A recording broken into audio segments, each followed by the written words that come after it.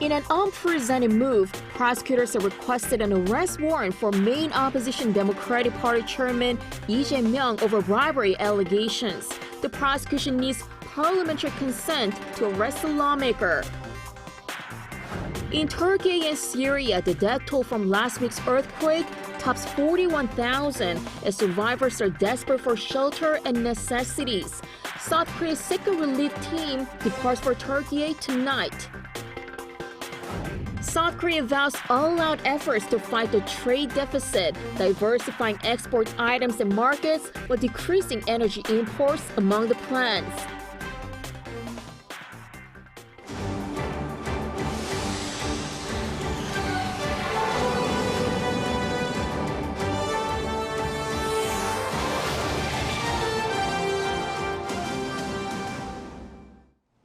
Good afternoon. Our top story this Thursday. The prosecution has sought an arrest warrant for Lee Jae-myung, the leader of the Democratic Party of Korea, on allegations of breach of duty and corruption, among others. It is the first time in the nation's constitutional history that prosecutors have sought an arrest warrant for the leader of the main opposition. Lee is facing allegations that he, while serving as the mayor of Seongnam City, gave favors to private partners during the development of his Daejang-dong district and helped them make around $380 million of profit to the city government's loss. There are also allegations that he gave illegal development favors to companies that gave money to the city's football club. However, parliamentary consent is needed to arrest the lawmaker while the National Assembly is in session. Despite a Bloomberg report which states that the White House has invited President Yoon Suk-yeol for a state dinner, South Korea's presidential office has said it is not the official position of the White House. On Thursday morning Korea time, Bloomberg, citing its sources, reported that the two countries are in talks over a state dinner in late April, although the timing remains, quote, fluid. If the state dinner were to happen, it will be President Biden's second state dinner after he hosted French President Emmanuel Macron last December. It will also be the first time in 12 years for a South Korean president to attend a state dinner at the White House. Now over in Turkey and Syria, the death toll from last week's earthquake has topped 41,000 as survivors are desperate for shelter and necessities. Lee Jae-myung has the details. Having survived the massive earthquakes that struck Turkey and Syria, at least 1 million people are currently displaced in Türkiye, and millions more are without homes in Syria. According to Reuters, some of those displaced in Türkiye are living in temporary shelters. Others are not so lucky, unable to find space in makeshift shelters. But they all face the risk of deteriorating health due to the cold temperatures and the spread of disease caused by a shortage of clean water. We lost everything in the second earthquake. Our house is in ruins and is in no condition for us to enter. We tried to put together plastic sheets to create a makeshift tent so the children can take refuge from the wind and the cold. Because we're far away from the city center, we haven't been able to get access to food aid either. Those with weakened immunity are also being exposed to a variety of infectious diseases, with children particularly vulnerable to waterborne illness. In response, the Turkish government plans to distribute vaccines against tetanus and rabies, while the WHO urgently delivered enough medicine to treat about 400,000 people. Psychological problems are an issue for many survivors too, with many reportedly suffering from PTSD. Field doctors in Türkiye have reportedly been treating an increasing number of patients suffering from post-traumatic stress disorder and panic attacks, with some ships being turned into makeshift trauma wards. Now more of the patients are coming with the post-traumatic stress disorder, all the shock that they have gone through during the earthquake, and all whatever they have seen. Because of that, patients are having panic attacks. There's a good number of people who are coming as a panic attack. Now, the WHO is requesting that the international community donate more funds, as the UN Health Agency says that more than 2.6 million people are in need of humanitarian assistance. Lee Jae-myung, Arirang News. Joining the recovery and reconstruction efforts in Türkiye will be a second group of South Korean relief workers. The 21 members will fly out tonight. Paeun reports. Another relief team, along with more than 50 tons of humanitarian aid, will be sent from South Korea to Türkiye. The South Korean government announced this plan on Wednesday during a meeting led by the country's foreign minister Park Jin. 2 military transport aircraft and a commercial flight will be mobilized to send a team and deliver 55 tons of supplies, including tents and blankets. The supplies will include more than 1,000 tents, as well as around 3,000 blankets and 2,000 sleeping bags. And the 21-member team, including 10 medical workers, will depart Seoul at 11 p.m. on Thursday. They will be sent to Adana, southern Türkiye. Unlike the first round of relief personnel sent to the region that worked on rescuing survivors, an official from the foreign ministry explained the new team, formed upon Turkey's request, will focus on identifying what's needed to support the recovery efforts. This comes as Turkey has turned its focus on reconstruction and now encourages those in quake-hit areas whose buildings have been deemed safe to return home. Last week, South Korea had sent a 118-member rescue team, search dogs and medical supplies to Antakya, one of the hardest-hit regions in Türkiye. The team, mostly comprised of military personnel and firefighters, rescued a total of 8 survivors. They will wrap up their week-long operation and head back home on Friday. Paeun, Arirang News. Mpox, previously known as monkeypox, remains a public health emergency. The WHO has decided to keep the status, citing concerning infection levels. Lee Jae-myung has the details. The World Health Organization has determined that Mpox, previously known as monkeypox, is still considered a public health emergency of international concern. WHO Director General Tedros Adhanom Ghebreyesus, speaking to the press on Wednesday, said the decision follows the advice of the UN Health Agency's Emergency Committee. Mpox, which spreads via close contact and causes flu-like symptoms and skin lesions, was declared a global health emergency by the WHO in July 2022. The health agency maintained its alert in November. Its committee of experts in its meeting last week did acknowledge the decline in Mpox infections around the world. The committee said that since the fourth quarter of 2022, the outbreak has subsided globally. In fact, global infections have declined from more than 1,000 new infections a day at their peak in the summer of 2022 to less than 70 a day during the month of January this year. However, the committee took into consideration the fact that the virus still remains a threat in some countries, especially countries in Africa with low testing rates and weak surveillance systems. Dr. Tedros pointed out that more than 30 countries continue to report cases, and the possible underdetection and underreporting of confirmed cases in some regions are concerning. The WHO's Emergency Committee will reconvene in 3 months to reassess the situation. Lee Jae-myung, Arirang News. Ukraine has accused Russia of sending 6 balloons that were reportedly spotted over Ukraine's capital Kyiv on Wednesday, prompting air raid alerts. Kyiv's military administration said all 6 were shot down by its air defense systems.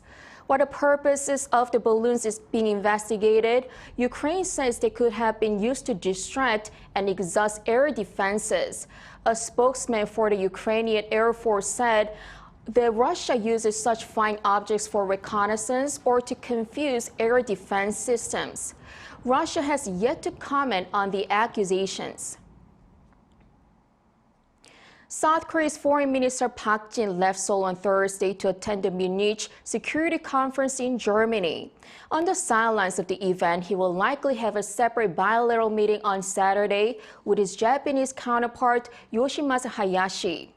All eyes are on whether the two officials will be able to make progress in resolving the issue of compensating Korean victims of Japan's wartime forced labor. Before heading to Germany, he will also visit the Netherlands to attend an international summit on artificial intelligence in the military domain. South Korea's first defense white paper under the Yoon Suk-yeol administration is out. It focuses on ramping up deterrence against North Korea, which it defines as an enemy of Seoul. Our defense correspondent Oh Soo-young has the highlights. North Korea is once again defined as South Korea's enemy in the Yoon Suk-yeol administration's first defense white paper. As anticipated, the Defense Ministry's 2022 white paper revives the line that was removed under the previous Moon Jae-in government, asserting that the North Korean regime and its military are South Korea's enemy. In doing so, the report refers to how the North described the South as a clear enemy in December, and how Pyongyang aims for the communization of the entire Korean peninsula. It also points to the North's continued military provocations and incursions into the South, as well as maritime buffer zones, particularly its violations of the 2018 Inter-Korean Agreement on diffusing tensions across the heavily armed border. According to the white paper, Pyongyang has also continued to produce weapons-grade nuclear materials. The paper also added 7 new models to the list of the North's known projectiles. These include close-range and short-range ballistic missiles, submarine-launched ballistic missiles, hypersonics, and the massive Hwasong-17 intercontinental ballistic missile. In light of these threats, Seoul aims to strengthen its 3-axis system, focusing more on the preemptive strikes and retaliatory measures that could take out the North Korean leadership. It also highlights the pivotal role of the South Korea-U.S. alliance, with more detail on implementing Washington's extended deterrence policy that offers security assurance under conventional or nuclear attack. In its bid to strengthen security ties with Washington and Tokyo, Seoul describes Japan as a close neighbour which shares its values, highlighting the need to build futuristic cooperative relations. Still, Seoul says it remains firmly against Japan's revisionist historical and territorial claims. Looking beyond the Korean peninsula, South Korea also sets out to play a greater role in regional security. The Yoon Suk-yeol government emphasized a lot about increased responsibility of South Korea, because considering its increased national capability, and I totally agree with that. And the world has much more expectations than before, towards South Korea than before. It will coordinate or it will reflect the Yoon government's new policy direction of global people, state and Indo-Pacific strategy. To address both existing and emerging security threats, the white paper also lays out plans to transform the military with cutting-edge technologies, ranging from artificial intelligence to cyber warfare and space tech. Oh Soo-young, Arirang News. North Korean leader Kim Jong-un made another public appearance on Wednesday, where he took part in on-site inspections at construction sites. According to North Korea's central news agency, he attended a groundbreaking ceremony for a 10,000-home building project in Pyongyang's Hwasong district. This is the second phase of the regime's plans to build 50,000 new homes in Pyongyang by 2025. Kim also attended a separate groundbreaking ceremony for a large-scale greenhouse farm in the capital on the same day. Pundits say Kim's latest engagements show the leadership's strong will to revive the regime amid economic difficulties and improve the livelihoods of the people.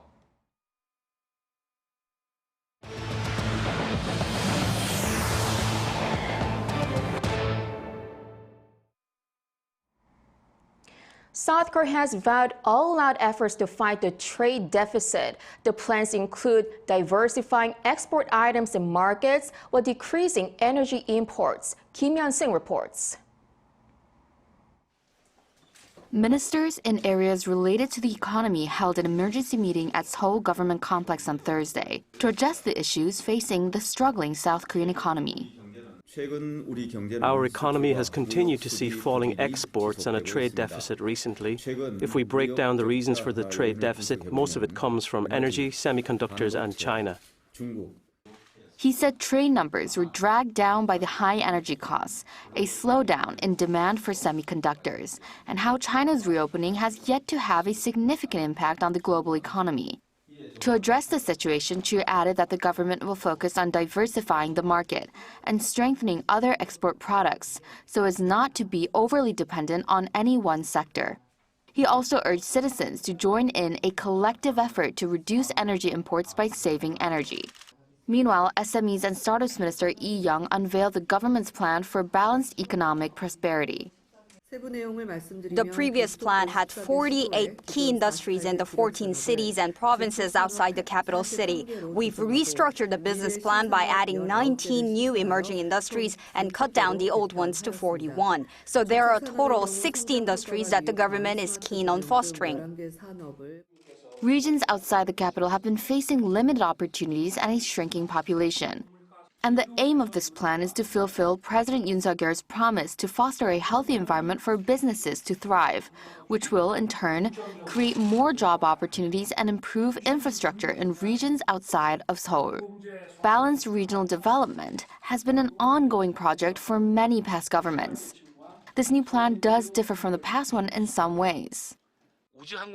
The plan expands on aerospace technology and has added hydrogen and cybersecurity as new key industries to foster. So it did change a lot from the past 20 years. But what we really need to focus on is changing this into an airtight and realistic plan. The economic ministries in South Korea are facing a daunting task of boosting the country's economy, which has recently been struggling to gain momentum. Kim Hyun-sung, Arirang News. World Bank CFO Angela Kant has described South Korea's economic fundamentals as very strong despite growing global economic uncertainties. She made the comment during a meeting with South Korea's first Vice Finance Minister Park Gi-sun in Washington on Wednesday. Kant added that South Korea is set for robust growth once the global economy gains traction. Park also sat down with President of the Inter-American Development Bank, Ilan Go-fang. Go-fang made a request for active cooperation from the Korean government and companies to promote innovative technology. Earlier this week, Park hosted a meeting with global investors in New York. Data shows that despite high inflation, Americans have not pulled back on their spending in January on the back of a strong labor market. It may be a sign of economic recovery, but it could also indicate more rate hikes ahead as strong demand could push up prices further. Ian Jin explains. U.S. retail sales saw the biggest increase in nearly 2 years in January after 2 straight months of decline. The Department of Commerce reported on Wednesday that advanced retail sales for the month increased 3%, higher than the expected 1.9%. American consumers spent more on vehicles, furniture, clothing, and dining out. Motor vehicle and parts dealers saw retail sales increase 5.9%, while sales at service stations remained stable despite a 2.4% increase in gas prices. Home furnishing stores saw a 4.4% rise, online retailers 1.3%, electronics and appliances stores recorded a 3.5% increase, and food services were up 7.2%. No category saw a decline. The underlying trend in consumption is that Americans are indeed spending. On top of climbing credit card debt, the boost in retail sales in January is being driven by 2 significant factors. The biggest cost of living adjustment since 1981 went into effect in January, meaning Social Security checks increased 8.7% for more than 65 million recipients. Job growth also surged at the start of the year. According to Labor Department data released earlier this month, the unemployment rate reached a 53-year low as employers added more than 500,000 jobs at the beginning of the year. Experts highlight that though consumption is indeed not as weak as December figures might have indicated, it is not yet as strong as the January numbers suggest.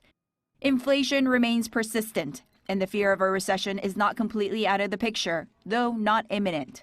The Fed will continue to move monetary policy as slated, with quarter percentage point interest rate hikes at each of its next 2 meetings. Ian Jin, Arirang News. U.S. tech giant Apple may soon be launching its own foldable device.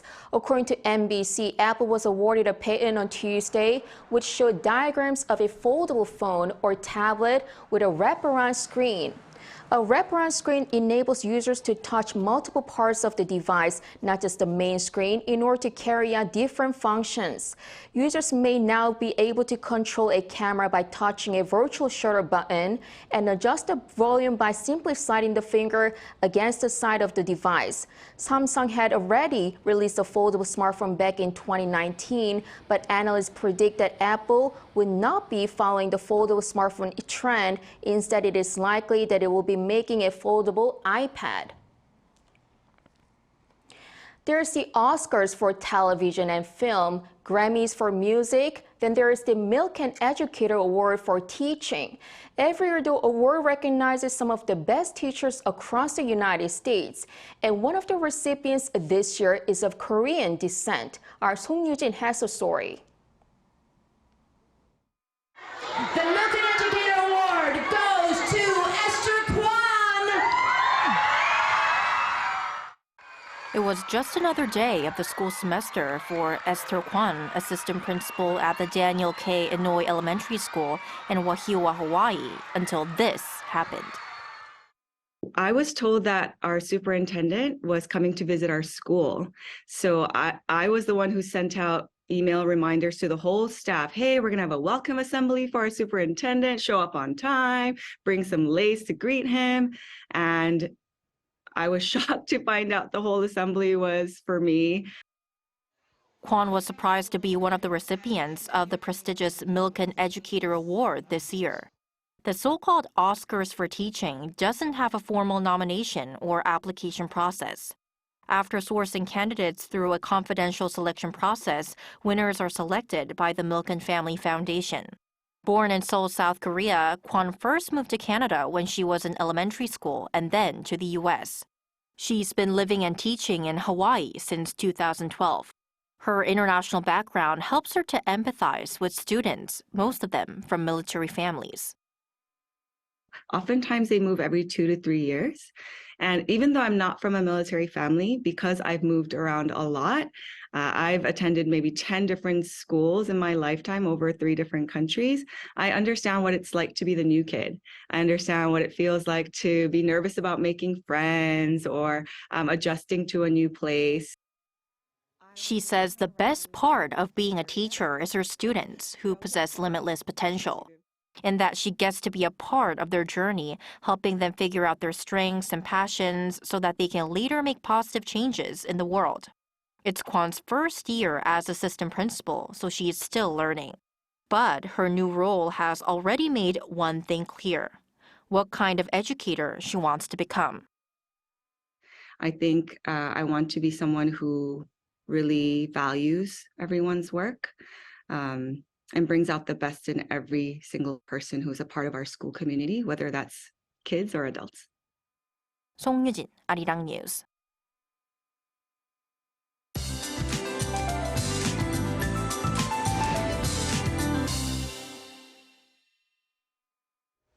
Good afternoon.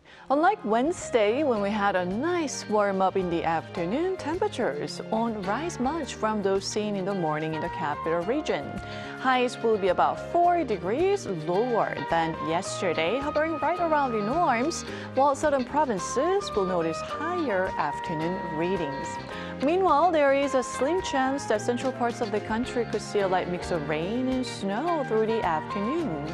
Mountainous regions on Jeju could see 1 to 5 centimeters of heavy snowfall with a heavy snow advisory issued. Single-digit highs for most parts of the country under cloudy skies today. The air quality will be decent across Korea except in Gwangju, where the dust level remains high all day. So please keep a face mask that can filter out fine dust if you're in Gwangju. Now, there will be a brief warm-up from tomorrow into the weekend. Then rain that was forecast to drop in certain parts of the country will actually fall nationwide this weekend. With that in mind, here's a look at the weather conditions around the globe.